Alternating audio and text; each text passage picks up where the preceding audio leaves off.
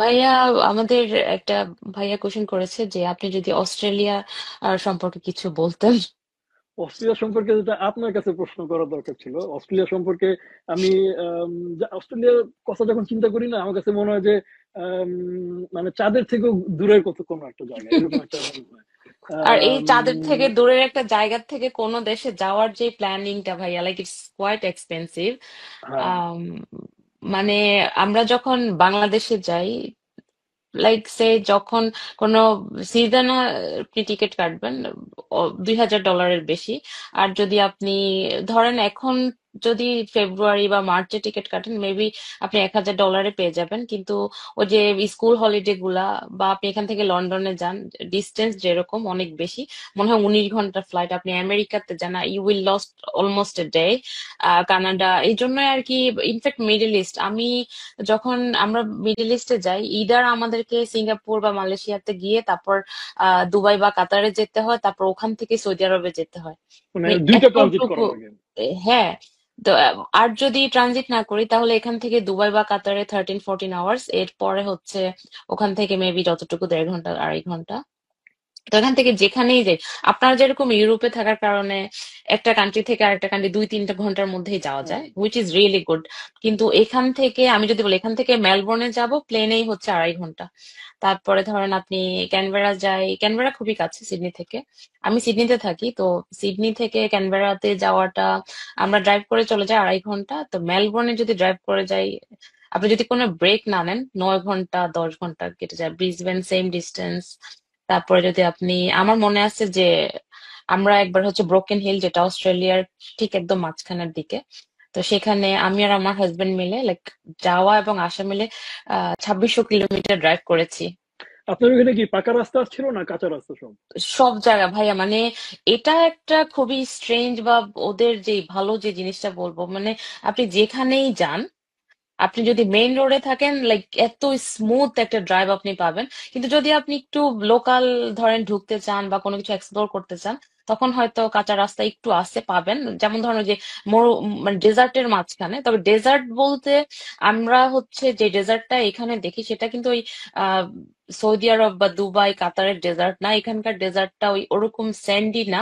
এখানে গ্র্যান্ড হচ্ছে ক্যানিয়নের আপনি, আরিজোনার মতো? হ্যাঁ, হ্যাঁ, হ্যাঁ, মানে ডেজার্ট, বাট হচ্ছে ওরকম স্যান্ড টাইপের ডেজার্ট না।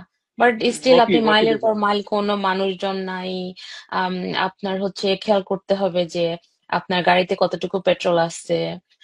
আপনাকে সেইটা প্ল্যান করে হচ্ছে যেতে হবে, কারণ অনেক সময় দেখা যায় আপনি কোনো লোকালয় হয়তো পেলেন 100-200 কিলোমিটার পর পর, কিন্তু যদি সেগুলা বন্ধ থাকে, তাহলে আপনার প্ল্যান বি কি হবে সেটাও হচ্ছে মাথায় রাখতে হবে। তারপর ওসব জায়গায় হচ্ছে আপনার রাতে ট্রাভেলিং না করাটাই বেটার আর কি, কারণ ক্যাঙ্গারু হচ্ছে ধুমধাম সামনে চলে আসে। হুম। আর আরেকটা যেটা হচ্ছে, মানে ট্যুর যদি আপনি যান, মানে অস্ট্রেলিয়ার এই মাথা থেকে ওই মাথা যাওয়ার জন্য বেটার যে আপনি হচ্ছে 2-3টা মানে গ্রুপ করে, মানে গাড়ি যদি একসাথে যান, তাহলে হচ্ছে বেটার। অলওয়েজ আমি সাজেস্ট করবো যে ধরেন একা একা ড্রাইভ করে, হ্যাঁ অবশ্যই আপনি যেতে পারবেন, কিন্তু রিস্কটা ওই থেকেই যায় আর কি।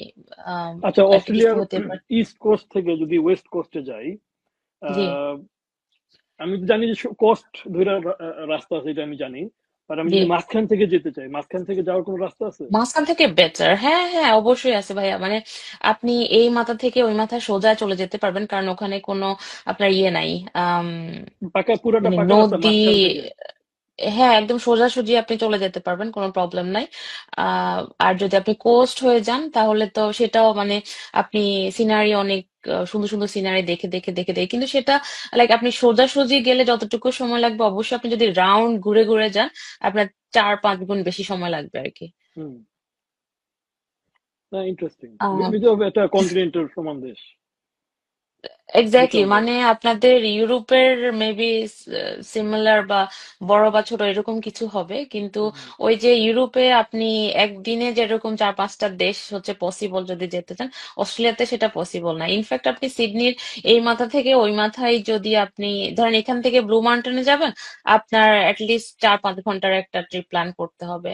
তারপরে আপনি এখান থেকে, আমার বাসা থেকে, যেহেতু আমি সাউথ ওয়েস্টে থাকি, এখান থেকে বিচ গুলো মোটামুটি কাছে, কিন্তু আপনি যদি আর একটু ফার্দার যান, তাহলে হচ্ছে আপনি এখানে যে জার্ভিস বে আছে একটা জায়গা, সেটা হচ্ছে হোয়াইট স্যান্ড বিচ। ওখানে রাতে হচ্ছে খুব সুন্দর যে আহ লিমুজিন লাইট, যেটা ওয়েভের সাথে, আমি জানি না এরকম ছবি ও কখনো ইয়া ইয়া দেখছেন ইয়া, কিনা। আমি ছবি হ্যাঁ, দেখছি এটা, হ্যাঁ, হ্যাঁ, ইটস ভিডিও লাইক দেখছি। অ্যামেজিং। হ্যাঁ, মানে আপনাকে সিডনি থেকে যদি আপনি প্ল্যান করেন ওখানে যাওয়ার, 3 ঘন্টা।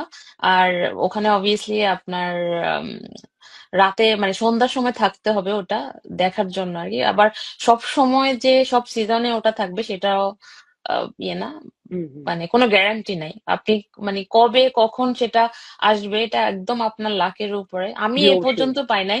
আমি আপনি দেখেন নাই কোনো অনেকবার, সময়? না আমি কখনো দেখি না। আমি ভিডিও দেখে দেখে মাথা খারাপ হয়ে আমরা প্ল্যান করি, কিন্তু ওইটা তো আর মানে আমাদের ইয়ের সাথে প্ল্যান করে আসে না। ওটা যারা লোকাল বা যারা ধরেন আহ ট্রাভেলার একদম ওটাই দেখবে প্ল্যান করে, হয়তো ওখানে অনেকদিন ক্যাম্প করে তারপরে হয়তো দেখে। বা নর্দার্ন ধরেন লাইটের কেউ, মতো নর্থ জি নর্থ জি, দেশগুলোতে অনেক আছে নর্দার্ন লাইটের জন্য যায়, বাট নর্দার্ন লাইট এটা একটা লাখের উপর ডিপেন্ড করে।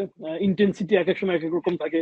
অনেক সময় নর্দার্ন লাইট হয়, বাট ওইটা আপনি ছবিতে বা ভিডিওতে যেরকম এত সুন্দর গ্রিন, তারপরে পার্পল, বিভিন্ন কালার দেখেন, এত সুন্দর হ্যাঁ সুন্দর হ্যাঁ। কালার কিন্তু দেখা যায় না।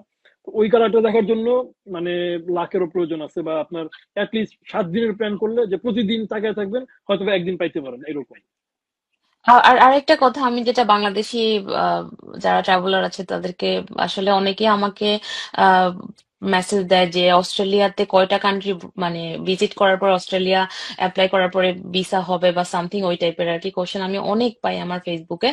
তো আমি ওনাদের জন্য আসলে আজকে যেটা বলতে চাই, আম, সেটা হচ্ছে অস্ট্রেলিয়াতে যদি আপনার ডকুমেন্টেশন রাইট থাকে, আপনার ব্যাংকের সব ট্রানজেকশন, বা আপনার যদি জব জবের থেকে যদি ডকুমেন্টস ওইভাবে নিতে পারেন, তাহলে অস্ট্রেলিয়ার ভিসা কিন্তু খুব বেশি ডিফিকাল্ট কিছু না। আপনি যদি ওদেরকে বুঝাইতে পারেন যে আপনি অস্ট্রেলিয়া এসে থাকবেন না, আপনি চলে যাবেন, তাহলে ওরা কিন্তু খুবই ভালো মানে ভিসা হচ্ছে দিয়ে দেয়। আমি এমনও মানুষ দেখছি যে যারা হচ্ছে দুই একটা দেশ ভিজিট করছে, খুব বেশি ওরকম কান্ট্রি ভিজিট করে নাই, তারাও হচ্ছে ভিসা পেয়ে গেছে জাস্ট বিকজ ওদের ডকুমেন্টস ভালো ছিল। আর অবভিয়াসলি আপনার ইনভাইটেশন লেটার হেল্প করে, ওটা অনেক বড় একটা সাপোর্টিং ডকুমেন্টস। কেউ যদি আপনার এখান থেকে লিখে দেয় যে অবভিয়াসলি উনি এসে আমার কাছে থাকবে, মানে গ্রান্টারের মতো ওরা ইনভাইটেশন লেটারটাকে খুব বেশি ইয়ে করে। তো সেটা থাকলে তো প্লাস পয়েন্ট, না থাকলেও যাদের ডকুমেন্টস ঠিকঠাক তাদের ভিসা আর কি হয়ে যায়।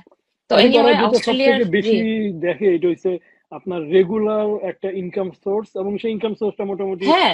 মানে অস্ট্রেলিয়ান স্ট্যান্ডার্ড অনুযায়ী হওয়া এই ওটা অস্ট্রেলিয়া কেন ভাইয়া, আপনি পৃথিবীর যে আপনাদের কোনো জায়গায়। ইউকের যেটা ইউকে, ইটালি, ফ্রান্স সবগুলা দেশেই হচ্ছে নিজেদের ওরা চায় কি যে একটা মানুষ আমাদের দেশে আসবে, অনলি টুরিস্ট হিসাবেই আসবে, এসে আবার চলে যাবে, রাইট? কিন্তু আমাদের যে টেন্ডেন্সি, মানে আমরা হচ্ছে এখানে আসি, এসে হচ্ছে কোনো একটা প্ল্যান করি যে আমরা হচ্ছে যাব না। আমি আসলে এটা বাংলাদেশিদের খুব বেশি দোষ দেই না, কারণ বাংলাদেশের পরিস্থিতিটাই এরকম হয়ে গেছে যে সবাই দেশ থেকে চলে যেতে চায়। বাট কিন্তু এই যে এই কারণগুলোর কারণে ধরেন অনেক দেশে ভিসা অলরেডি বন্ধ করে দিচ্ছে আমাদেরকে।